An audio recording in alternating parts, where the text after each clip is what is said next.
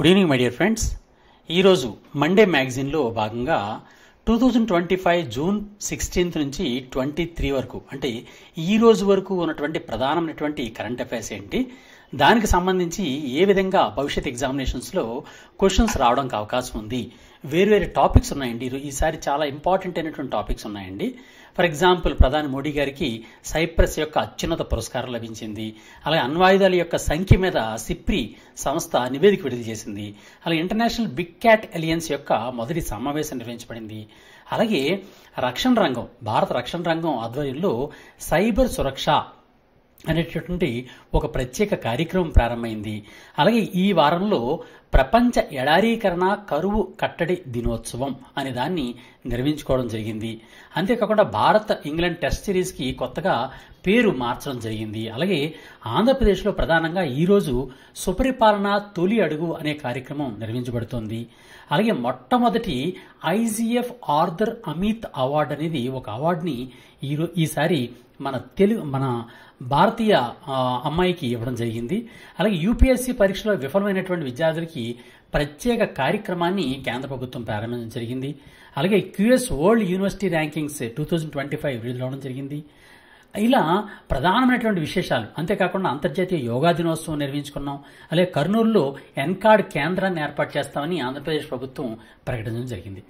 ఇవన్నీ విశేషాల మీద చాలా ప్రధానమైనటువంటి విశేషాలు. వీటిలో ప్రధానంగా ఒక్కొక్కటి మనం చూద్దాం. ఈరోజు మనం మొట్టమొదటి చూడాల్సినటువంటి అంశం ఏంటి అంటే సైప్రస్ యొక్క అత్యున్నతమైనటువంటి పురస్కారం. సైప్రస్ దీనికి ఈ మధ్య మన భారత ప్రధాని నరేంద్ర మోడీ గారు సైప్రస్కి ప్రయాణం చేయడం జరిగింది. అక్కడ అఫీషియల్ విజిట్ చేయడం జరిగింది. దానిలో భాగంగా సైప్రస్ దేశం వాళ్ళు మన భారత ప్రధాని గారికి ఒక ప్రధానమైనటువంటి అవార్డును కూడా ప్రదానం చేయడం జరిగిందనమాట. అంటే వారి యొక్క అత్యున్నతమైనటువంటి అవార్డుని ప్రదానం చేయడం జరిగింది.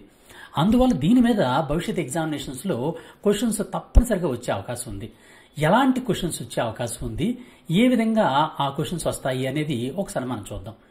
సాధారణంగా దీని గురించి కొన్ని విశేషాలు చెప్పిన తర్వాత ఎంసీక్యూలోకి వెళ్దామండి.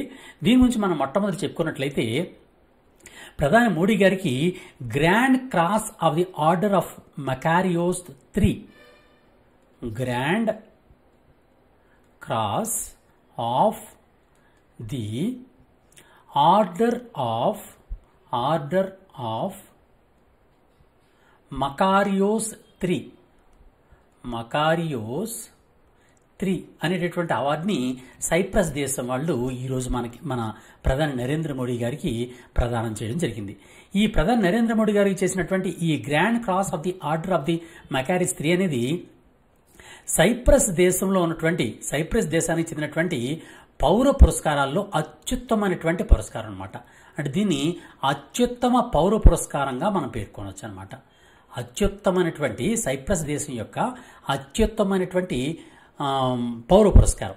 అంతేకాకుండా దీన్ని ప్రధాని నరేంద్ర మోడీ గారికి ఎందుకు ఇచ్చారంటే నైతిక నాయకత్వం, అంటే మోరల్ లీడర్షిప్ అండ్ డెమోక్రసీ, వీటి మీద ఆయన చేసినటువంటి కృషికి గాను దీన్ని ఇవ్వడం జరిగిందనమాట.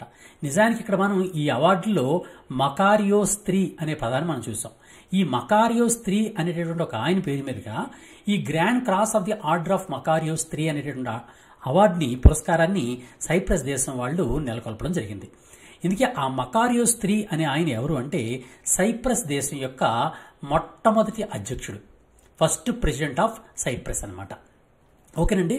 అంతేకాకుండా ఇక్కడ మనం గుర్తుంచుకోవాల్సినటువంటి మరో ప్రధాన విషయం ఏంటంటే సైప్రస్ మొట్టమొదటి అధ్యక్షుడు ఎవరు అంటే మకారియోస్ 3. అలాగే సైప్రస్ దేశం యొక్క రాజధాని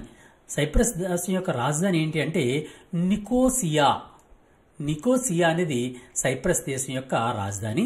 అలాగే మనం ఆల్రెడీ చెప్పుకున్నాం సైప్రస్ యొక్క మొట్టమొదటి అధ్యక్షుడు మకారియోస్ 3 అని, ఆయన పేరు మీదుగా ప్రస్తుతం అవార్డు నెలకొల్పారని చెప్పాం. అయితే ప్రస్తుత రాష్ట్రపతి, సైప్రస్ యొక్క ప్రస్తుత రాష్ట్రపతి ఎవరు అంటే నికోస్ క్రిస్టోడోలిడస్.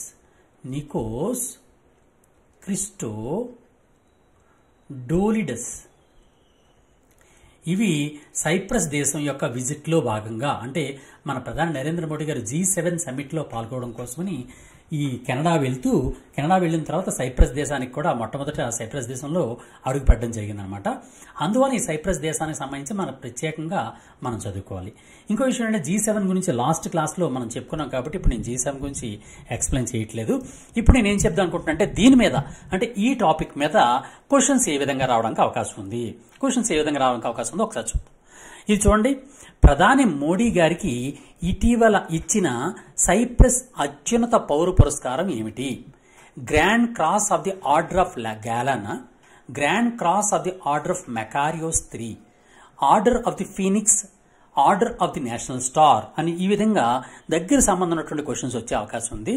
దీనిలో ఆన్సర్ మీకు తెలిస్తే కామెంట్ రూపంలో తెలియజేయండి. దీని ఆన్సర్ ఏంటి అంటే grand cross of the order of Makarios III. Cyprus దేశం యొక్క మొట్టమొదటి అధ్యక్షుడైనటువంటి మకారియోస్ III పేరు మీదుగా ఈ grand cross of the order of Makarios III అనేటటువంటి సైప్రస్ దేశం యొక్క అత్యున్నత పౌర పురస్కారం నెలకొల్పడం జరిగింది. దాన్ని ఈ సంవత్సరానికి గాను మన ప్రధాని నరేంద్ర మోడీ గారికి ప్రదానం చేయడం జరిగింది. దీని మీద మరో క్వశ్చన్ ఎలా వస్తుందంటే ఈ grand cross of the order of the Makarios III పురస్కారం అనేది ఏ దేశానికి సంబంధించినటువంటి అవార్డు అంటే అది సైప్రస్ దేశానికి చెందినటువంటి అవార్డు. ఇది క్వశ్చన్ ఏ విధంగా అడిగినా సరే మనం చెప్పుకునే విధంగా చెప్పగలిగి ఉండాలి కాబట్టి ఈ విధంగా క్వశ్చన్ ఇవ్వడం జరిగింది. దీనికి ఆన్సర్ ఏంటి అంటే సైప్రస్. ఆల్రెడీ మనం చెప్పుకున్నాం కదండి. ఈ అవార్డు ఏంటి అంటే ఈ grand cross of the order of Makarios III అనే అవార్డు సైప్రస్ దేశానికి చెందినటువంటి అత్యున్నత పురస్కారం. అలాగే దీని మీద ఇంకో క్వశ్చన్ కూర్చోండి. Grand cross of the order of Makarios III పురస్కారాన్ని ఏ రంగంలో సేవలకు గుర్తింపుగా మోడీ గారికి, భారత ప్రధాని నరేంద్ర మోడీ గారికి ప్రదానం చేశారు? శాంతి కార్యక్రమాల అంటే పీసా, లేకపోతే వైద్యం అంటే హెల్త్ సెక్టార్ గురించా, లేదా భారతదేశం యొక్క డెమోక్రసీ అంటే ప్రజాస్వామ్యం, నైతిక నాయకత్వం, అంతర్జాతీయ భాగస్వామ్యానికి మద్దతు, ఉపగ్రహ పరిశోధనల అభివృద్ధి కోసమా అనేటటువంటి ఆప్షన్స్ ఈ విధంగా ఇవ్వడానికి అవకాశం ఉంది. దీనికి సంబంధించిన ఆన్సర్ ఏంటి అంటే భారతదేశం యొక్క ప్రజాస్వామ్యము, నైతిక నాయకత్వము, అంతర్జాతీయ భాగస్వామ్యానికి మద్దతుగా నరేంద్ర మోడీ గారు నిలిచినటువంటి నేపథ్యంలో దాన్ని గుర్తిస్తూ ఈ అవార్డు సైప్రస్ దేశం యొక్క అత్యున్నతమైనటువంటి అవార్డుని ప్రదానం చేయడం జరిగిందనమాట. నెక్స్ట్ అదేవిధంగా మరో క్వశ్చన్ చూడండి. ఈ అవార్డుకు ఉన్నటువంటి మకారియోస్ III ఎవరు? ఆయన గ్రీక్ తత్వవేత్త, గ్రీక్ తత్వవేత్త, సైప్రస్ మొదటి అధ్యక్షుడా, అమెరికన్ పౌర హక్కుల కార్యకర్త, ఐక్యరాజ్యసమితి మాజీ సెక్రటరీ జనరల్, ఈ విధంగా క్వశ్చన్స్ వచ్చే అవకాశం ఉంది. మకారియోస్ III అనే ఆయన ఎవరు అంటే సైప్రస్ యొక్క మొట్టమొదటి అధ్యక్షుడు ఈ మకారియోస్ III అనమాట. ఇది సైప్రస్ యొక్క మొట్టమొదటి అధ్యక్షుడు. ఇది దీనికి సంబంధించినటువంటి విశేషం. ఇప్పుడు ఇంకొక టాపిక్ చూద్దాం. అదేంటి అంటే సిప్రి వాళ్ళు ప్రపంచంలో ఏ దేశాల దగ్గర ఎన్ని అణ్వాయుధాలు ఉన్నాయి, ఎన్ని అణ్వాయుధాలు ఒక్కొక్క దేశం దగ్గర ఉన్నాయి అనే దాని మీద ఒక జాబితా, ఒక లిస్ట్ని రిలీజ్ చేయడం జరిగింది. అంటే ఒక రిపోర్ట్ని విడుదల చేయడం జరిగింది అనమాట. దీనిలో ఏంటంటే భారతదేశం దగ్గర 180 వరకు కూడా అణ్వాయుధాలు ఉన్నాయని, నిజానికి అణ్వాయుధాల యొక్క సంఖ్య అనేది చాలా సీక్రెట్గా ఉంటుంది. కానీ ఈ దేశాలకు ఉన్నటువంటి ప్రత్యేకమైనటువంటి ఈ అణ్వాయుధాలన్నీ కూడా ఇంచుమించుగా ఎస్టిమేట్ చేసి సిప్రి నివేదిక అనేది ప్రతి సంవత్సరం విడుదల చేస్తుంది. ఈ నివేదిక ప్రకారం భారతదేశంలో 180 అణ్వాయుధాలు ఉన్నాయంట. భారతదేశానికి 180 అణ్వాయుధాలు ఉన్నాయి. అయితే ప్రపంచంలో ఉన్నటువంటి అణ్వాయుధాలు కలిగినటువంటి దేశాల్లో భారతదేశం అత్యధిక అణ్వాయుధాలు కలిగిన దేశాల్లో భారతదేశం అనేది 8వ స్థానంలో నిలుస్తోందట. 8th place. అణ్వాయుధాలు ఎక్కువ ఉన్నటువంటి దేశాల్లో 8వ స్థానంలో నిలుస్తోంది. ఇంతకీ మన దేశం పక్కన ఉన్నటువంటి చైనా దేశానికి 600 ఉన్నాయట. 600 అణ్వాయుధాలు ఉన్నాయట. పాకిస్తాన్కి 170 అణ్వాయుధాలు అనేవి ఉన్నాయంట. అంతేకాకుండా ప్రపంచవ్యాప్తంగా ప్రధానమైనటువంటి దేశాలైనటువంటి అమెరికా, రష్యా, అణ్వాయుధ దేశాల్లో అత్యంత ప్రధానమైన దేశాలు ఏవి అంటే USA అండ్ రష్యా. ఈ దేశాల దగ్గర ఎన్ని అణ్వాయుధాలు ఉన్నాయని ఈ సిప్రి నివేదిక తెలియజేసిందంటే USA దగ్గర 5044 ఉన్నాయని, రష్యా వద్ద 5455 అణ్వాయుధాలు ఉన్నాయని ఈ నివేదికలో పేర్కోవడం జరిగిందనమాట. ఓకేనండి. ఎవరిదండి నివేదిక? సిప్రి అనేటటువంటి సంస్థ ప్రతి సంవత్సరం కూడా ఈ విధంగా నివేదిక రిలీజ్ చేస్తూ ఉంటుంది. ఇందుకు సిప్రి అంటే అర్థం ఏంటి అంటే Stockholm International Peace Research Institute. Stockholm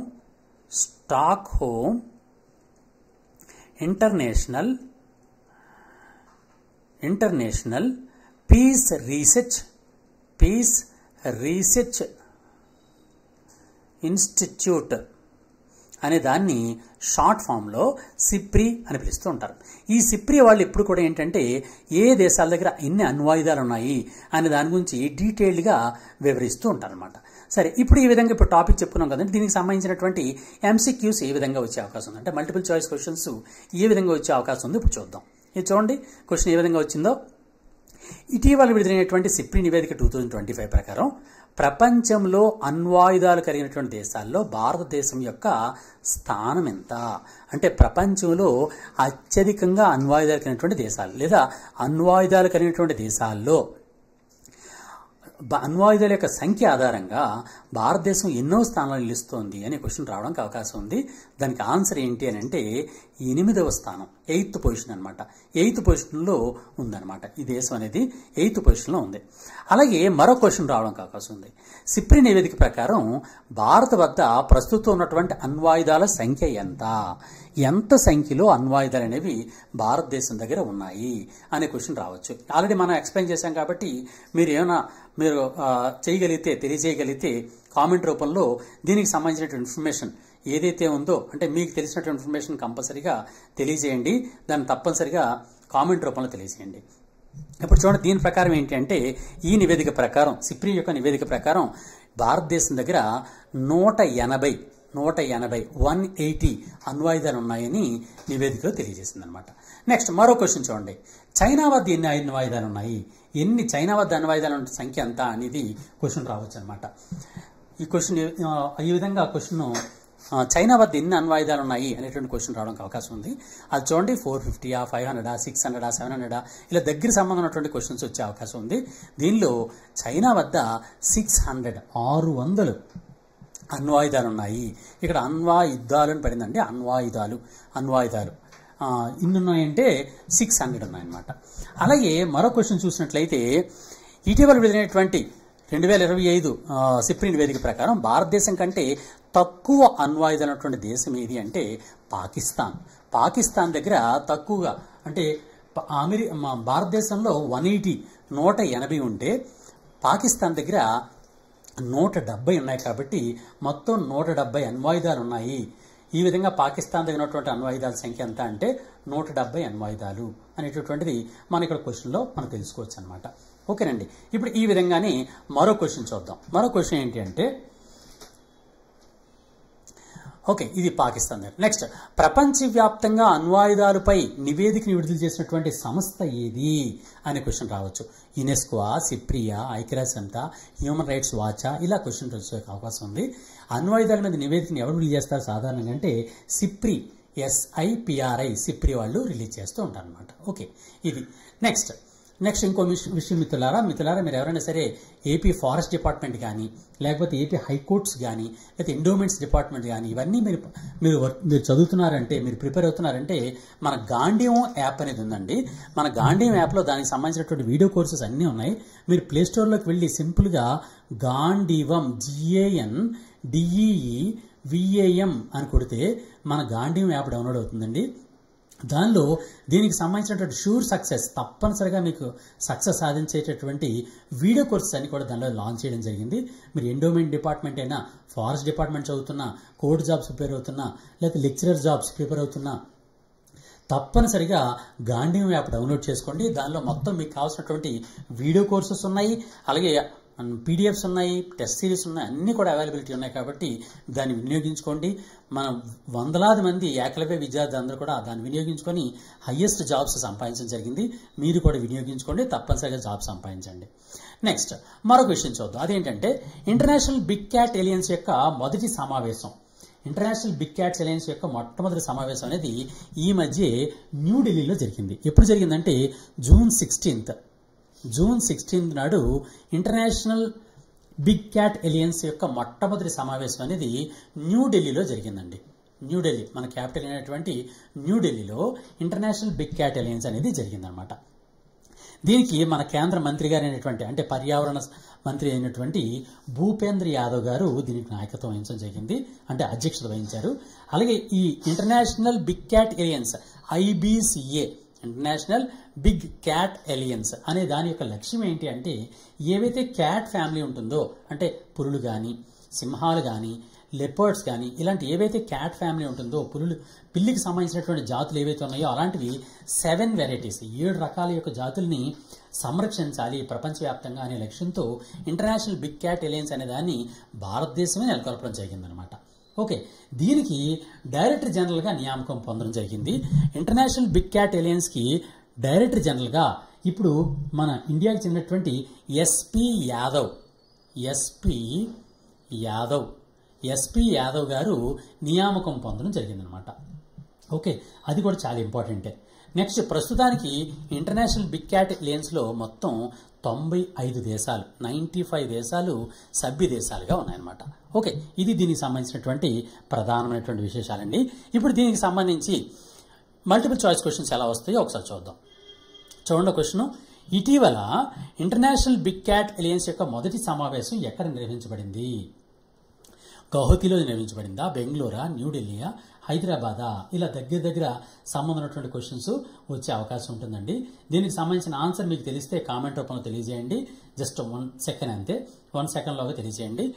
international Big Cat alliance యొక్క మొదటి అసెంబ్లీ ఈ మధ్య న్యూఢిల్లీలో నిర్వహించబడింది. భారత రాజధాని అయినటువంటి న్యూఢిల్లీలో నిర్వహించడం జరిగిందనమాట.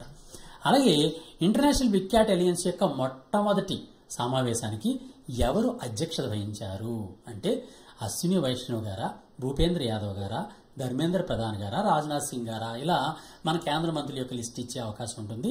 దీనిలో ఈ ఐబీసీఏ సమావేశానికి అధ్యక్షత వహించిన వారు ఎవరు అంటే భూపేంద్ర యాదవ్ గారు దీనికి అధ్యక్షత వహించడం జరిగింది. ఈ క్వశ్చన్ చాలా ఇంపార్టెంట్ అండి. ఇంటర్నేషనల్ బిగ్ క్యాట్ అలియన్స్ యొక్క డైరెక్టర్ జనరల్గా ఇటీవల ఎవరు నియమించబడ్డారు?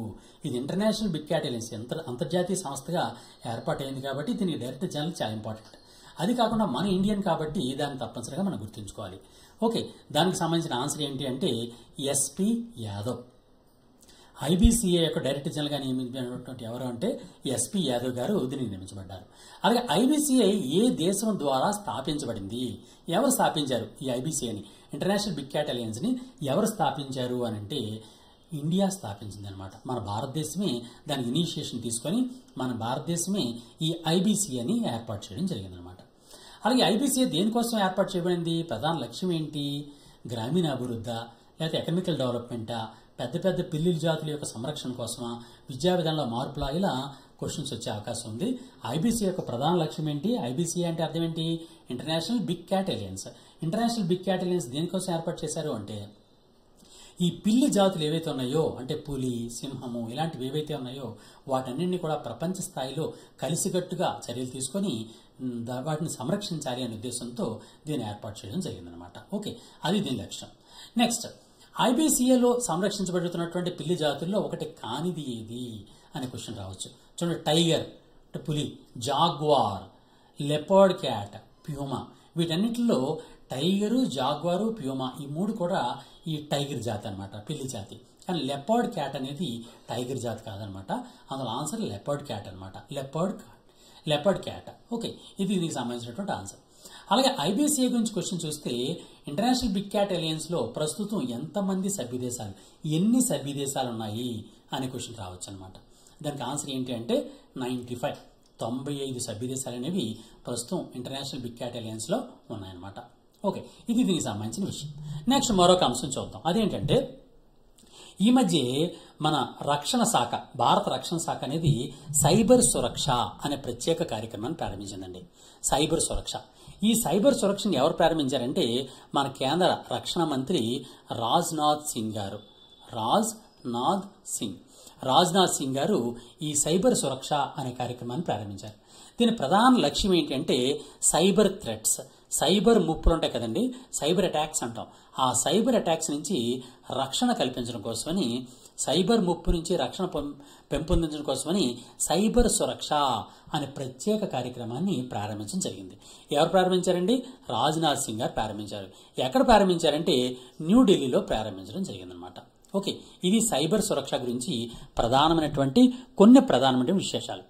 దీని మీద క్వశ్చన్స్ ఏ విధంగా వస్తాయో ఒకసారి మనం చూద్దాం. క్వశ్చన్స్ ఎలా వస్తాయంటే సైబర్ సురక్ష అనే కార్యక్రమాన్ని ప్రారంభించినటువంటి కేంద్ర మంత్రిత్వ శాఖ ఏది అని క్వశ్చన్ రావచ్చు. ఓకే, సైబర్ సురక్ష అనేటటువంటి కార్యక్రమం, ప్రత్యేక కార్యక్రమం. దేనికోసం స్టార్ట్ చేశారండి? సైబర్ సెక్యూరిటీ అంటే సైబర్ థ్రెట్స్, సైబర్ ముప్పుల్ని ఎదుర్కోవడం కోసమని ఈ సైబర్ సురక్ష అనే కార్యక్రమం ప్రారంభించారు. ఎవరు ప్రారంభించారు?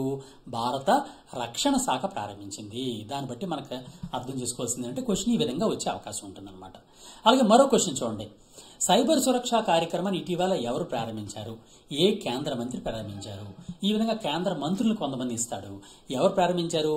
భారత రక్షణ శాఖ అది ప్రారంభించింది కాబట్టి భారత రక్షణ మంత్రి అయినటువంటి రాజ్నాథ్ సింగ్ గారే దీన్ని ప్రారంభించడం జరిగిందనమాట. అందులో ఆన్సర్ ఏంటండి? రాజ్నాథ్ సింగ్. అలాగే దీన్నే ఏ లక్ష్యంతో, సైబర్ సురక్ష కార్యక్రమాన్ని ఏ ప్రధాన లక్ష్యంతో ప్రారంభించారు అనే క్వశ్చన్ కూడా వచ్చే అవకాశం ఉందన్నమాట. సైబర్ సురక్ష కార్యక్రమాన్ని చూడండి, క్వశ్చన్ ఈ విధంగా వచ్చే అవకాశం ఉంది. మీకు ఈజీగా అర్థమవుతుంది. మల్టిపుల్ చాయిస్ క్వశ్చన్ బట్టి ఏ విధంగా క్వశ్చన్ వచ్చే అవకాశం ఉందో మీకు తెలుస్తుందనే ఉద్దేశంతో ఈ విధంగా ఇచ్చాను. మీకు మెటీరియల్ కావాల్సిన సరేనండి, మీరు ఎవరికైనా సరే దీనికి సంబంధించిన మొత్తం ఇన్ఫర్మేషన్ ఎవ్రీ మండే మ్యాగజైన్గా రిలీజ్ చేస్తున్నాం మనం. ఏకలవ్య యొక్క మండే మ్యాగజైన్ మీకు కావాలనుకుంటే 99494499449941 ఈ నెంబర్కి వాట్సాప్ నుంచి, మీ వాట్సాప్ ద్వారా మీ మొబైల్ నెంబర్ నుంచి, మీ వాట్సాప్ నుంచి నాకు పేరు పంపించండి. మీ పేరు పంపిస్తే చాలండి. మీ పేరు పంపిస్తే నేను ఒక లింక్ పంపిస్తాను. దాని ద్వారా మన గ్రూప్లో జాయిన్ అవ్వండి. జాయిన్ అయితే ఎవ్రీ మండే పీడిఎఫ్ రూపంలో ఈ మొత్తం మెటీరియల్ని ఫ్రీ ఆఫ్ కాస్ట్, ఫ్రీగానే మీకు అందరూ పంపిస్తాం. అంతేకాకుండా మీరు ఏ ఎగ్జామ్ ప్రిపేర్ అవుతున్నా దానికి సంబంధించినటువంటి డైలీ కరెంట్ అఫైర్స్ కానీ, వీడియోస్ కానీ, పీడిఎఫ్లు కానీ, లేకపోతే టెస్ట్ సిరీస్ కానీ, మెటీరియల్ కానీ అన్నీ కూడా మన గాంధీవం యాప్లో లభిస్తాయి. గాంధీవం GANDEEVAM గాంధీవం అని మీరు ప్లే స్టోర్లో టైప్ చేస్తే మన గాంధీవం యాప్ డౌన్లోడ్ అవుతుందండి. ఈ గాంధీవం యాప్లో మీరు కావాల్సిన సరే, మీరు ఏ ఎగ్జామ్ ప్రిపేర్ అవుతున్నా దానికి సంబంధించిన మొత్తం ఇన్ఫర్మేషన్ వస్తుంది. తప్పనిసరిగా దాన్ని డౌన్లోడ్ చేసుకోండి. ఓకే, ఇప్పుడు ఈ క్వశ్చన్లోకి వస్తే సైబర్ సురక్ష కార్యక్రమాన్ని ప్రధాన లక్ష్యం ఏంటి? సైబర్ హ్యాకింగ్, ఏదైతే సైబర్ హ్యాకింగ్ ఉందో ఆ సైబర్ హ్యాకింగ్కి వ్యతిరేకంగా, ఆ సైబర్ హ్యాకింగ్కి ఎవరు గురి అవ్వకుండా దాని మీద అవేర్నెస్, అవగాహన కలిగించే లక్ష్యంతో సైబర్ సురక్ష అనే కార్యక్రమాన్ని ప్రారంభించడం జరిగింది. సరే, నెక్స్ట్ ఏంటంటే ఈ వారంలో ఒక ప్రత్యేకమైనటువంటి కార్యక్రమం చేశామండి. ఆ కార్యక్రమం ఏంటి అంటే ప్రపంచ ఎడారీకరణ కరువు కట్టడి దినోత్సవము అనేది ఒకటి ఏర్పాటు చేయడం జరిగిందన్నమాట. అంటే world desert and combat desertification అంటే కరువుని ఎదుర్కోవడం కోసం ప్రత్యేకంగా ఎడారీకరణ నివారిస్తూ, సారవంతమైనటువంటి భూముల్ని సంరక్షిస్తూ, ఎడారీకరణ నివారిస్తూ, కరువును కట్టడి చేయడం కోసం, అవగాహన కలిగించడం కోసం ప్రపంచవ్యాప్తంగా ప్రపంచ ఎడారీకరణ కరువు కట్టడి దినోత్సవం అనే దాన్ని ప్రతి సంవత్సరం కూడా జూన్ 17వ తేదీని చేస్తారండి. జూన్ 17వ తేదీన సాధారణంగా నిర్వహిస్తూ ఉంటారు. ఈ దినోత్సవాన్ని ఎవరు నిర్వహిస్తారు, ఎవరి ఆధ్వర్యం నిర్వహిస్తారంటే UNCCD, ఐక్యరాజ్య సమితికి సంబంధించినటువంటి UNCCD సంస్థ నిర్వహిస్తూ ఉంటుంది. ఇది UNCCD అంటే అర్థం ఏంటి అంటే United nations convention to combat desertification. United nations convention to combat desertification అంటే ఎడారీకరణ నివారించడం కోసం ప్రత్యేకమైనటువంటి ఒప్పందం అనేటటువంటి UNCCD అనేటటువంటి సంస్థ వాళ్ళు ఈ ప్రపంచ ఎడారీకరణ కరువు కట్టడి దినోత్సవం అనే దాన్ని నిర్వహిస్తూ ఉంటారు. ఎప్పుడండి? ప్రతి సంవత్సరం కూడా జూన్ 17వ తేదీన దీన్ని నిర్వహిస్తూ ఉంటారన్నమాట. ఓకే, ఈ నివేదిక ప్రకారం అంటే UNCCD ప్రకారం ప్రత్యేకంగా ఏంటంటే 1990 నుంచి 2020 వరకు ఈ మధ్య ఒక రిపోర్ట్ విడుదల చేశారండి వీళ్ళు. 1990 నుంచి 2020 వరకు 1990 నుంచి 2020 వరకు మొత్తం ప్రపంచవ్యాప్తంగా ఉన్నటువంటి భూమిలో సుమారు 77.6% ఎడారీకరణ అవడానికి ప్రమాదానికి దగ్గరలో ఉందట. ఆ విధంగా 1990-2020 మధ్యకాలంలో 77.6% కరువు వచ్చేటటువంటి ప్రాంతాలు విస్తీర్ణం పెరిగింది అని ఈ UNCCD వాళ్ళు నివేదిక తెలియజేశారండి. ఓకే, అందువలన దీని కారణంగా ప్రపంచ జనాభాలో సుమారు 29.7%, ప్రపంచ జనాభాలో 29.7% మంది జనాభా ఈ ప్రపంచ ఎడారీకరణ ప్రభావం వలన ప్రభావవంతం అవుతారు. వారి ఆహార అవసరాలు కానీ, అభివృద్ధి అవసరాలు కానీ, నీరు లేకపోవడం కానీ, వేడి పెరిగిపోవడం కానీ ఇవన్నీ జరుగుతూ ఉంటాయని ఈ నివేదికలో తెలియజేయడం జరిగిందనమాట. దానిలో భాగంగానే ప్రపంచ ఎడారీకరణ కరువు కట్టడి దినోత్సవం 2025 అనే దాన్ని ఈ సంవత్సరం జూన్ 17వ తేదీన నిర్వహించుకోవడం జరిగిందనమాట. అయితే జూన్ 17, 2025 జూన్ 17వ తేదీన నిర్వహించినటువంటి ఈ దినోత్సవంలో ప్రత్యేకంగా ఒక థీమ్ని తీసుకోవడం జరిగింది. అది ఏంటి, ఆ థీమ్ ఏంటి అనేది చాలా చాలా ఇంపార్టెంట్. ఏంటి ఆ థీమ్ అంటే restore the land. Restore the land. మీరు ఇంగ్లీష్లోనే చదువుకోవడం మంచిదండి ఇది మాత్రం. ఎందువల్లంటే తెలుగులో పదం కన్నా ఇంగ్లీష్ పదమే ఈజీగా అనిపిస్తుంటుంది. Restore the land, unlock the opportunity. Unlock the opportunity. ఓకేనండి, ఈ విధంగా రిస్టోర్ ది ల్యాండ్, భూమిని తిరిగి పునఃస్థాపితం చేయండి. ఆపర్చునిటీస్ అంటే అవకాశాలని మరింత అభివృద్ధి పరచుకోండి అనేటటువంటి ఒక థీమ్తో 2025 ప్రపంచ ఎడారీకరణ కరువు కట్టడి దినోత్సవం అనే దాన్ని జూన్ 17వ తేదీన నిర్వహించుకోవడం జరిగిందనమాట. ఓకే, ఇది దీనికి సంబంధించినటువంటి ప్రధానమైనటువంటి విషయం. ఇప్పుడు దీని మీద మల్టిపుల్ చాయిస్ క్వశ్చన్స్ ఏ విధంగా వచ్చే అవకాశం ఉందో ఒకసారి చూద్దాం. దీనిలో క్వశ్చన్స్ ఎలా వచ్చే అవకాశం చూడండి. ప్రపంచ ఎడారీకరణ కరువు కట్టడి దినోత్సవాన్ని ఎప్పుడు నిర్వహిస్తారు అంటే ఆ దినోత్సవం ఎప్పుడు నిర్వహిస్తారు అనే క్వశ్చన్ డైరెక్ట్గా ఇలా రావచ్చు.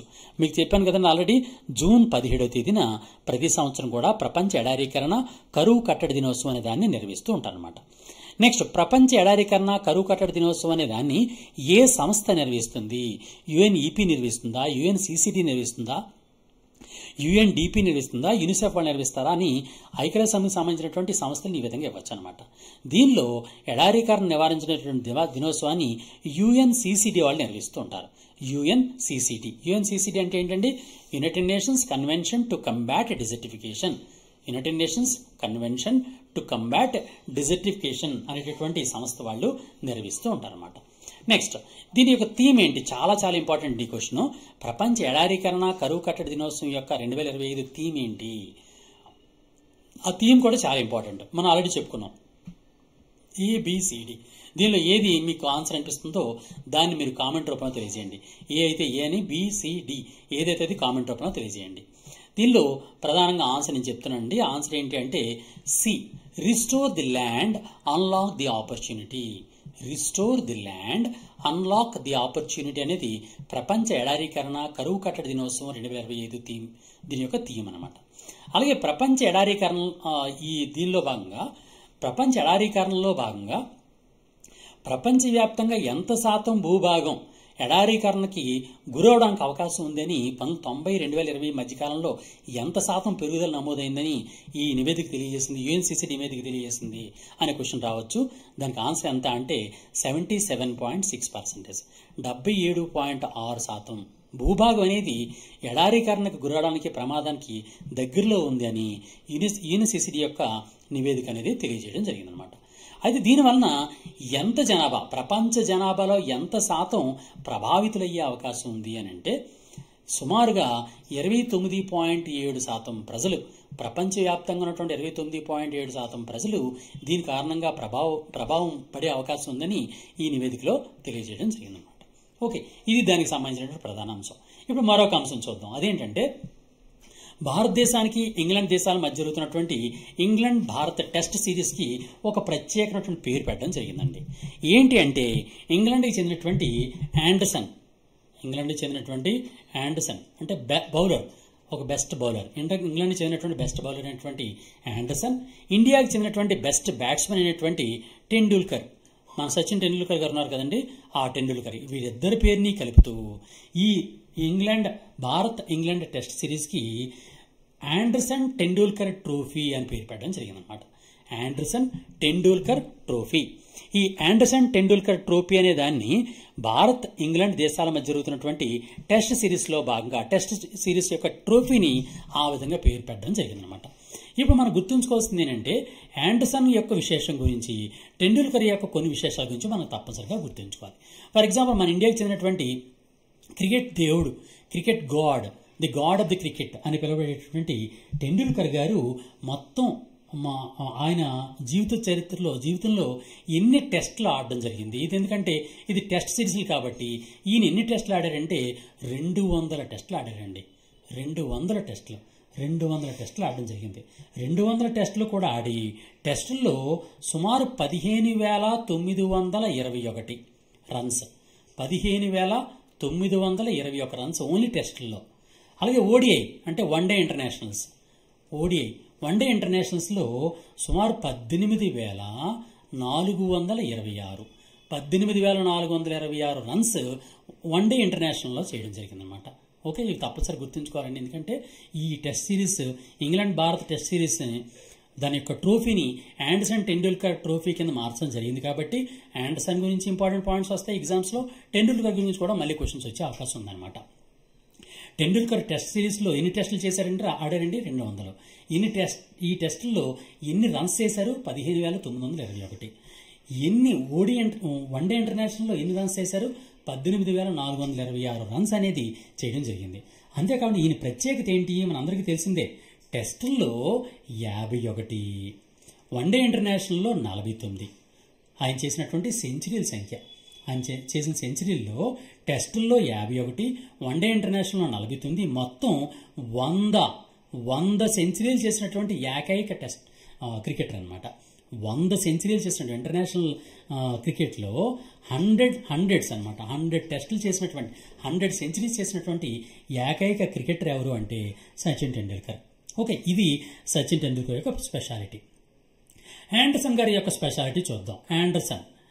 ఆండర్సన్ స్పెషాలిటీ ఏంటి అంటే ఆయన ముఖ్యంగా బౌలర్. ఆయన మొత్తంగా ఆయన జీవితంలో 704 వికెట్లు తీయడం జరిగింది. 704 వికెట్లు. నిజానికి 700 ప్లస్ 700 పైన వికెట్లు తీసినటువంటి వాళ్ళు చాలా తక్కువ మంది ఉన్నారు. ఫర్ ఎగ్జాంపుల్ మురళీధరన్, మన శ్రీలంకకు చెందినటువంటి మురళీధరన్ గారు ఉన్నారు. మురళీధరన్ గారు 800 వికెట్లు తీశారు. 800. అలాగే షేన్ వార్న్ ఉన్నారు. షేన్ వార్న్ గారు 709. ఆయన తర్వాత 3వ స్థానంలో బ్రిటన్కి చెందినటువంటి ఆండర్సన్ 704 వికెట్లు తీయడం జరిగిందనమాట. ఆ విధంగా 700 వికెట్లు తీసినటువంటి బౌలర్లలో అతి తక్కువ ముగ్గురు బౌలర్లో ఈయన ఒక గొప్ప వికెట్ తీసినటువంటి బౌలర్ అనమాట. అందువలన ఇంగ్లాండ్కి చెందినటువంటి ఆ బౌలర్ యొక్క పేరు, ఆండర్సన్ యొక్క పేరు, భారతదేశానికి చెందినటువంటి ఒక బెస్ట్ క్రికెటర్ అయినటువంటి సచిన్ టెండూల్కర్ పేరు కలిపి ఆండర్సన్ సచిన్ టెండూల్కర్ ట్రోఫీ అని ఈ ట్రోఫీకి పేరు పెట్టడం జరిగిందనమాట. ఓకే, ఇది దీనికి సంబంధించినటువంటి ప్రధాన అంశం.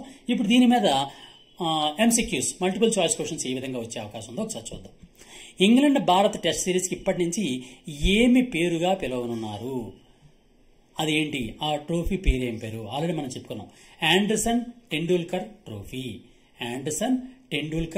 ట్రోఫీ.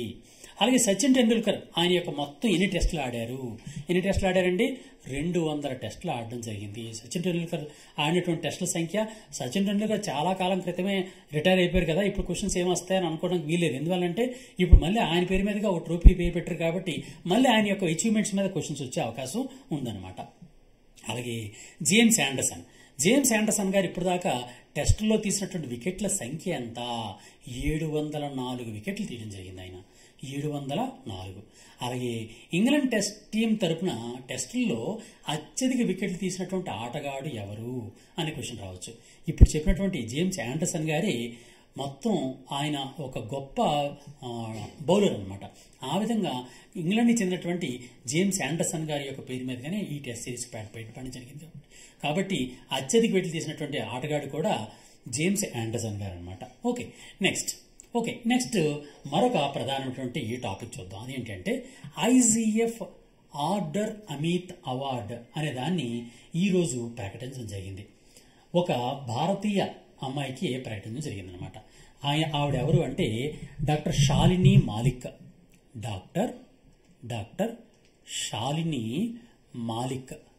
డాక్టర్ షాలిని మాలిక్ గారికి ఐజీఎఫ్ ఆర్డర్ అమిత్ అవార్డ్, ఇది మొట్టమొదటి ఈ సంవత్సరం నెలకొల్పారండి 2025లోనే.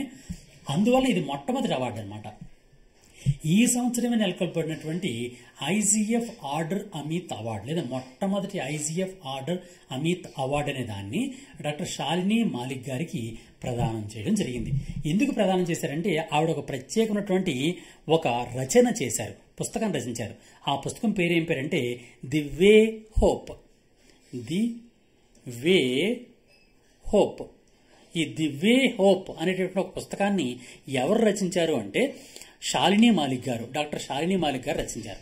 ఆవిడ రచనకు గాను ఐజీఎఫ్ ఆర్డర్ అమిత్ అవార్డు అనే దాన్ని ఇప్పుడు ప్రదానం చేయడం జరిగింది. ఎక్కడ ప్రదానం చేశారు ఆవిడకి అంటే లండన్లో, మన బ్రిటన్ క్యాపిటల్ అయినటువంటి లండన్లో ఈ అవార్డుని ప్రదానం చేయడం జరిగింది.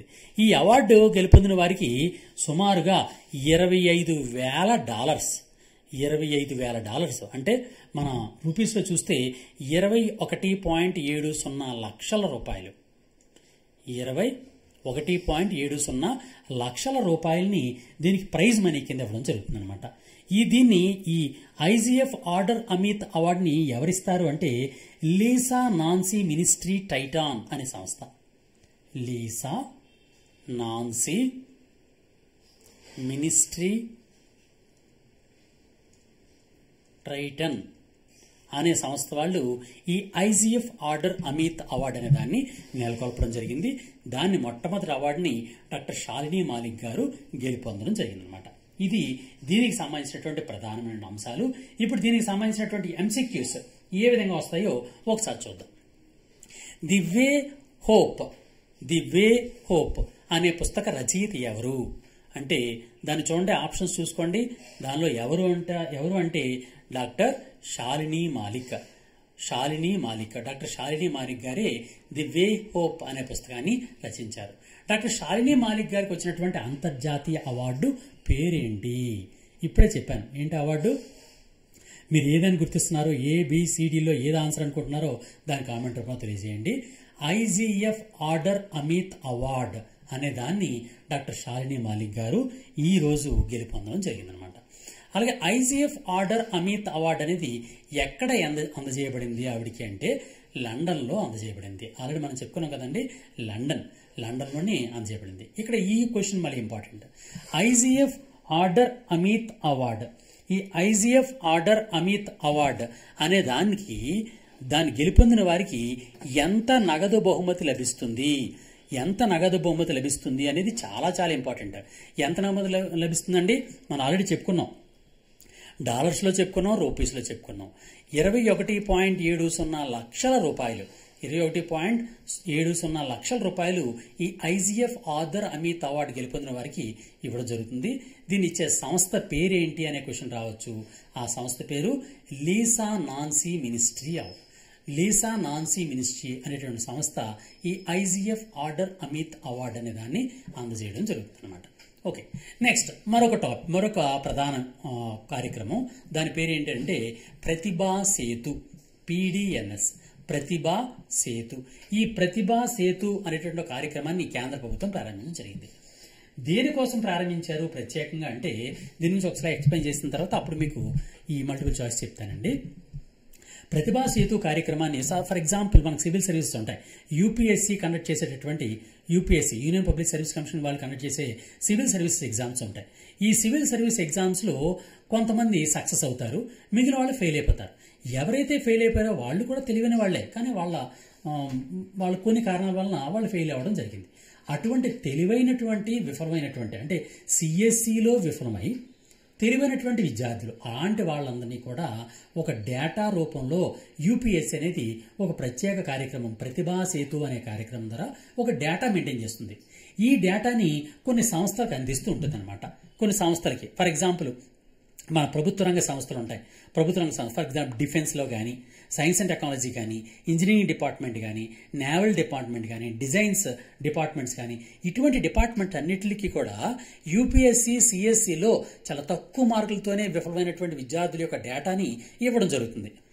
ఆ ర్యాంక్స్ని బట్టి ఎవరైనా అవసరమైతే ఆ సంస్థ వాళ్ళు డైరెక్ట్గా యూపీఎస్సీ సిఎస్సిలో ఉన్నటువంటి ఆ మార్కుల ఆధారంగా అటువంటి ప్రతిభ కలిగినటువంటి విద్యార్థుల్ని ఎంపిక చేసుకునే అవకాశం ఉంటుంది. దానికోసం ప్రత్యేకంగా ఈరోజు ఒక కార్యక్రమాన్ని కేంద్ర ప్రభుత్వం ప్రారంభించింది. దాని పేరే ప్రతిభా సేతు. ఓకేనండి, అది ప్రతిభా సేతు అంటే చాలా చాలా ఇంపార్టెంట్ క్వశ్చన్ అండి. మీరు తప్పనిసరిగా క్వశ్చన్స్ ఎగ్జామ్స్లో వచ్చే అవకాశం ఉంది. అలాగే యూపీఎస్సీకి ప్రస్తుతం ఎవరో చైర్మన్గా ఉన్నారో తెలుసు కదండి, డాక్టర్ అజయ్ కుమార్ గారు దీనికి చైర్మన్గా ఉన్నారు. ఇప్పుడు దీనికి సంబంధించిన క్వశ్చన్స్ ఏ విధంగా వస్తాయో ఒకసారి చూద్దాం.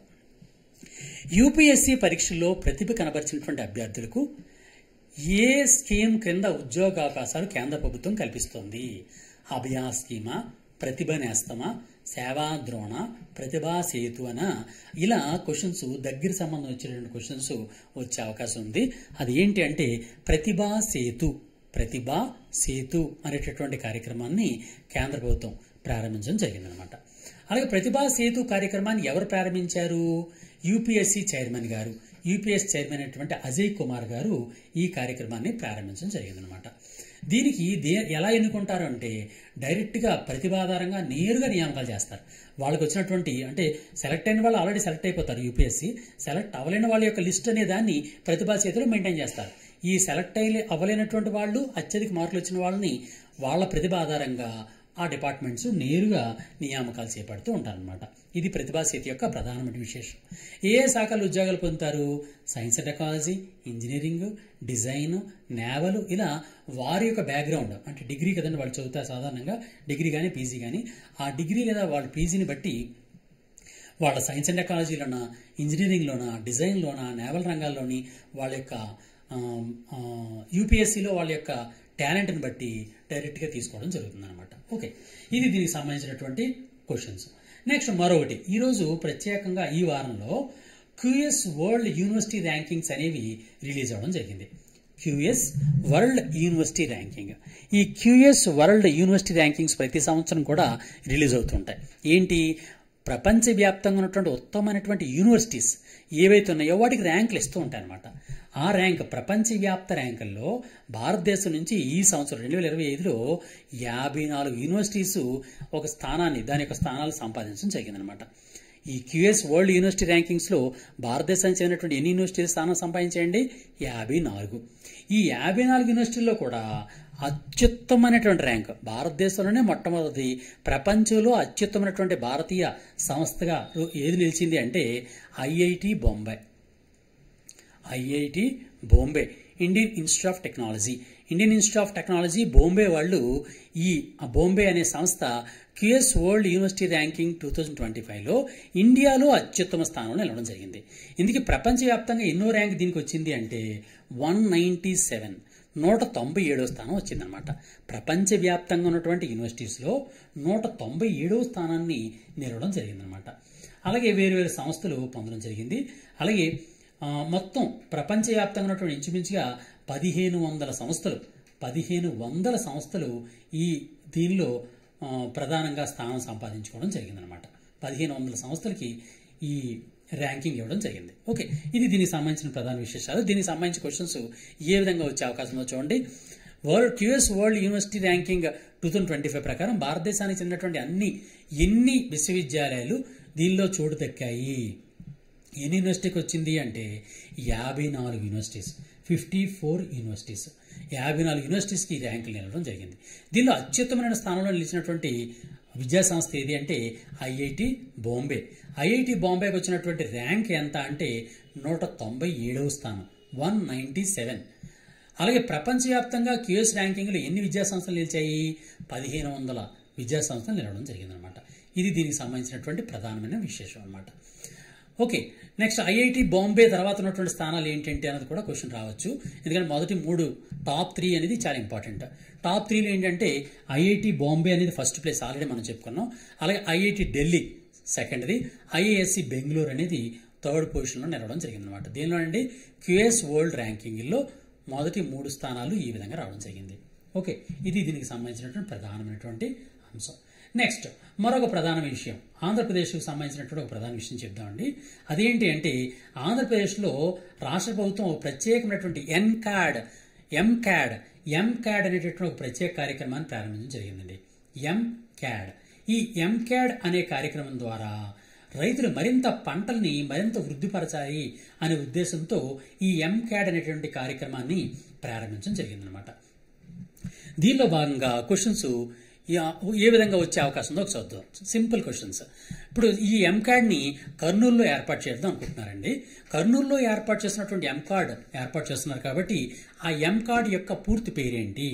మోడర్న్ క్యాబుల్ ఏరియా డెవలప్మెంటా, మహర్షి కామరూప ఏరియా డెవలప్మెంటా, మెకానికల్ కంట్రోల్ ఆఫ్ ఏవియేషన్ డెవలప్మెంటా, మోడర్నైజేషన్ ఆఫ్ కమాండ్ ఏరియా డెవలప్మెంటా అనే క్వశ్చన్ ఈ విధంగా వచ్చే అవకాశం ఉంది. ఎంకాడ్ యొక్క పూర్తి పేరు ఏంటి అంటే modernization of command area development. Modernization of command area development అనేది ఎంకాడ్ యొక్క పూర్తి పేరు అనమాట. ఈ ఎంకాడ్కి ఎంత ఖర్చు పెడుతున్నారంటే సుమారు 500 కోట్ల రూపాయలు ఖర్చు పెడుతున్నారు. ఇక్కడ మీకు ఒక విషయం చెప్తాను. ఈ ఎంకాడ్లో భాగంగా ఏం చేస్తున్నారంటే, అంటే మోడర్నైజేషన్ ఆఫ్ కమాండ్ ఏరియా డెవలప్మెంట్లో భాగంగా ఏం చేస్తారంటే ఒక ఏరియా తీసుకుంటారు. ఆ ఏరియాకి సంబంధించినటువంటి మొత్తం పొలాలన్నింటికి కూడా పైప్స్ ద్వారా వాటర్ పంపిస్తారు. అంటే మనం కాలువల ద్వారా వాటర్ పంపిస్తే వాటర్ వేస్టేజ్ అవుతుంది.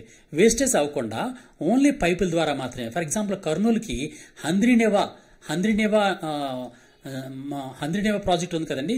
ఈ హంద్రీనేవా ప్రాజెక్ట్ నుంచి వాటర్ని పైప్స్ ద్వారా అక్కడ ఉన్నటువంటి రైతులు, కర్నూలు ఏరియాలో ఉన్నటువంటి రైతులందరూ కూడా వాటర్ పైప్స్ ద్వారా ప్రతి రైతు యొక్క పొలం దగ్గరికి వాటర్ పంపిస్తుంటారు. ఆ విధంగా 90% వాటర్ అనేది వేస్టేజ్ అవ్వకుండా డైరెక్ట్గా పొలంలోకి వస్తుంది కాబట్టి ఎటువంటి వేస్టేజ్ అవ్వకుండా మనకి సంరక్షించబడుతూ ఉంటుంది. ఆ విధంగా వేస్టేజ్ తగ్గడం వలన అందరి పొలాలకి కూడా, రైతుల యొక్క అందరి పొలాలకి కూడా నీరు అనేది సరఫరా జరుగుతూ ఉంటుందన్నమాట. ఓకే, ఆ విధమైన ఉద్దేశంతో ఎన్కాడ్ అనే ప్రత్యేక కార్యక్రమాన్ని మనం ఆల్రెడీ కర్ణాటక, మహారాష్ట్ర ప్రభుత్వాలు దీన్ని అమలు చేసి సక్సెస్ఫుల్గా అమలు చేయడం జరిగింది. అందుకని మన ఆంధ్రప్రదేశ్లో కూడా కర్నూలులో ఈ కార్యక్రమాన్ని చేయడం జరుగుతోంది. అయితే ఎన్కాడ్ అనే కార్యక్రమాన్ని ఏ లక్ష్యంతో కేంద్ర ప్రభుత్వం ప్రారంభించింది అని అంటే, సాధారణంగా రెడ్ సాయిల్స్ ఉంటాయి ఎర్ర నేలలో. ఆ ఎర్ర నేలలు చాలా ఎక్కువగా ఉన్నాయి నేలలు. ఆ ఎర్ర నేలన్నింటిలో కూడా పంటలను మరింత ఎక్కువ పెంచాలి, డైరెక్ట్గా నీటి సరఫరా పెంపొందించాలి అనే లక్ష్యంతో కేంద్ర ప్రభుత్వం అనేది ఎంకాడ్ అనే కార్యక్రమాన్ని ప్రారంభించడం జరిగిందన్నమాట. ఇక్కడ చూడండి ఇచ్చాను డీటెయిల్గా. ఎర్ర నేలకు నీటిని పీపీడబ్ల్యూఎస్ అంటే పీపీడబ్ల్యూఎస్ అనే విధానం. ఆ విధానం పేరేం పేరు? ప్రెజరైజ్డ్ పైప్డ్ వాటర్ సప్లై అనే విధానం ద్వారా సాగునీటిని పొలం దగ్గరికే పైపుల ద్వారా పంపిస్తారు. ఆ విధంగా సాగునీటి వృధా అనేది అరికట్టబడి అత్యధిక భూములకి సాగునీరు అనేది అందించబడుతూ ఉంటుందన్నమాట. ఇందుకీ కర్నూలులో ఏర్పాటు చేసిన ఎంకాడ్కి ఎక్కడి నుంచి నీరు తీసుకుంటారు అంటే చూడండి, హంద్రీనేవా నుంచా, శ్రీశైలం నుంచా, పోలవరం నుంచా, తుంగభద్ర నుంచా, ఇలా కూడా క్వశ్చన్ వచ్చే అవకాశం ఉందన్నమాట. ఎంకాడ్కి హంద్రీనేవా నుంచి నీటిని తీసుకొని దాన్ని వినియోగించాలని మన ఆంధ్రప్రదేశ్ ప్రభుత్వం లక్ష్యంగా పెట్టుకోవడం జరిగింది. నెక్స్ట్ వన్, అత్యంత ప్రతిష్టాత్మకంగా నిర్మించబడినటువంటి ఆంధ్రప్రదేశ్లో నిర్మించబడినటువంటి అంతర్జాతీయ యోగా దినోత్సవం. ఈ అంతర్జాతీయ యోగా దినోత్సవం నుంచి తప్పనిసరిగా మనకి ఈసారి క్వశ్చన్ వస్తుందండి. ఎందుకంటే ఆంధ్రప్రదేశ్లోనే నిర్మించబడింది. ఆంధ్రప్రదేశ్లోనే 2 రికార్డులు, గిన్నీస్ రికార్డులు కూడా రావడం జరిగింది. అందువలన తప్పనిసరిగా అంతర్జాతీయ యోగా దినోత్సవం గురించి క్వశ్చన్ వస్తుంది. అంతర్జాతీయ యోగా దినోత్సవం ప్రతి సంవత్సరం ఎప్పుడు నిర్వహిస్తారు? జూన్ 21వ తేదీన ప్రతి సంవత్సరం నిర్వహిస్తారు. 2025లో నిర్వహించబడినటువంటి అంతర్జాతీయ యోగా దినోత్సవం 2025 యొక్క థీమ్ ఏంటి? చాలా చాలా ఇంపార్టెంట్ అండి. దీని థీమ్ ఏంటి అంటే yoga for one earth one health. Yoga for one earth one health. Yoga for one earth and one health అనేటటువంటి దాన్ని 2025 అంతర్జాతీయ యోగా దినోత్సవం యొక్క థీమ్గా తీసుకోవడం జరిగింది. అలాగే ఆంధ్రప్రదేశ్లో ఎన్ని గిన్నీస్ రికార్డులు నమోదయ్యాయి అంటే 2 గిన్నీస్ రికార్డులు వచ్చాయి. ఒకటి ఏంటంటే 25,000 మంది పిల్లలు, అంటే షెడ్యూల్ తెగలకు చెందినటువంటి పిల్లలు మొత్తం సూర్య నమస్కారాలని ఒకేసారి నిర్వహించడం అనేది ఒక రికార్డుగా తీసుకున్నారు. అంతేకాకుండా ఒకే దగ్గర సామూహికంగా 3 లక్షల మందికి పైగా సామూహికంగా ప్రజలందరూ కూడా యోగాలో పాల్గొనడం అనేటువంటి మరొక గిన్నీస్ రికార్డుని కూడా నెలకొల్పడం జరిగిందనమాట. ఓకే, ఈ విధంగా గిన్నీస్ రికార్డుని సాధించడం జరిగింది. మొత్తం అన్ని ఏరియాల్లో కూడా దీన్ని నిర్వహించుకోవడం జరిగింది. ఇప్పుడు దీని మీద క్వశ్చన్స్ ఏ విధంగా వచ్చే అవకాశం ఉంది చూడండి. అంతర్జాతీయ యోగా దినోత్సవం ఎప్పుడు నిర్వహించబడుతుంది? ఓకే, మే 21, జూన్ 21, జూలై 21, ఆగస్టు 21. ఇది అయిపోయిన తర్వాత మనకు డౌట్ వస్తూ ఉంటుంది అనమాట. అందువల్ల జాగ్రత్త గుర్తుంచుకోండి. జూన్ 21వ తేదీన దీన్ని నిర్వహించడం జరుగుతుంది. ప్రతి సంవత్సరం కూడా జూన్ 21వ తేదీన. అంతర్జాతీయ యోగా దినోత్సవం 2025 యొక్క థీమ్ ఏంటి? ఆ థీమ్ ఒకసారి చూడండి. మీకు తెలిస్తే కామెంట్ రూపంలో తెలియజేయండి. ఏఆ, బియా, సియా, డియా అన్నది కామెంట్ రూపంలో తెలియజేయండి. యోగా ఫర్ హ్యాపీ లైఫా, yoga for one earth one health, yoga is for healthy and prosperous లైఫా, డూ యోగా అండ్ బీ హెల్దీయా? దీనిలో ఆన్సర్ ఏంటి అంటే yoga for one earth one health, yoga for one earth one health. అలాగే 2025 యోగా దినోత్సవం అనేది ఏ రాష్ట్రం అత్యధిక రికార్డులు సాధించింది? ఏ రాష్ట్రం? ఆంధ్రప్రదేశ్ రాష్ట్రమే ఆ రెండు రికార్డులు సాధించడం జరిగింది. ఎన్ని గిన్నిస్ రికార్డులు సాధించారు? 2 గిన్నిస్ రికార్డులను సాధించడం జరిగింది. ఓకే, ఇది ఈ విధంగా మన యాక్టివ్కి సంబంధించినటువంటి ఈ వారానికి సంబంధించినటువంటి అంటే మన జూన్ 3వ వారానికి సంబంధించినటువంటి మొత్తం కరెంట్ అఫైర్స్ అన్ని కూడా ఈ విధంగా జరిగింది. మీకు ఎవరికైనా పీడిఎఫ్ రూపంలో కావాలనుకుంటే తప్పనిసరిగా 994944 చూడండి, ఇక్కడ రాస్తున్నాను 9949449941 ఈ నెంబర్కి మీరు వాట్సాప్లో మీ పేరు పంపించండి. నేను తప్పనిసరిగా మీరు నోట్ చేసుకొని మీకు సంబంధించినటువంటి కరెంట్ అఫైర్స్ అన్నింటినీ కూడా మీకు పంపించడానికి నేను ప్రయత్నం చేస్తాను. ఆ విధంగా మీకు ప్రతి కరెంట్ అఫైర్ కూడా పీడిఎఫ్ కూడా మీకు అందుబాటులో వస్తుంది. అంతేకాకుండా మీరు ఎవరైనా ఇంకా కరెంట్ అఫైర్స్ కానీ ఏదైనా కోర్సెస్ మీరు ప్రిపేర్ అవుతున్నారంటే తప్పనిసరిగా మన గాంధీయం యాప్ డౌన్లోడ్ చేసుకోండి. గాంధీయం యాప్లో మీకు సంబంధించినటువంటి కంప్లీట్ ఇన్ఫర్మేషన్, అన్ని వీడియో కోర్సెస్, టెస్ట్ సిరీస్లు, పీడిఎఫ్ మెటీరియల్స్ అన్నీ మీకు అవైలబిలిటీ ఉంటుంది. తప్పనిసరిగా అది వినియోగించుకొని మీరు హైయెస్ట్ మార్కులు సంపాదించాలని మిమ్మల్ని కోరుతూ, మిత్రులారా నాకు రిక్వెస్ట్ ఏంటి అంటే మీ మిత్రులు కూడా ఈ వీడియోని షేర్ చేయండి. మీ మిత్రులకు సంబంధించినటువంటి గ్రూప్స్లో, వాట్సాప్ గ్రూపుల్లో కానీ టెలిగ్రామ్ గ్రూపుల్లో కానీ తప్పనిసరిగా మీ మిత్రులకు కూడా దీన్ని షేర్ చేసి ఈ వీడియోని లైక్ చేస్తారని, కామెంట్ రూపంలో తెలియజేస్తారని మిమ్మల్ని కోరుతున్నాను. నెక్స్ట్ మరి ఈ రోజుకు సంబంధించినటువంటి ప్రధానమైనటువంటి ప్రశ్న మీకు అందిస్తానండి. అదేంటి అంటే అంతర్జాతీయ యోగా దినోత్సవం ఎప్పుడు నిర్వహిస్తారు? అంతర్జాతీయ యోగా దినోత్సవం ఎప్పుడు నిర్వహించబడుతుంది అనేది కామెంట్ రూపంలో తెలియజేయండి. కామెంట్ రూపంలో తెలియజేసి తప్పనిసరిగా ఈ వీడియోని లైక్ చేస్తారని మిమ్మల్ని కోరుతూ all the best. God bless you. Thank you very much. Thank you.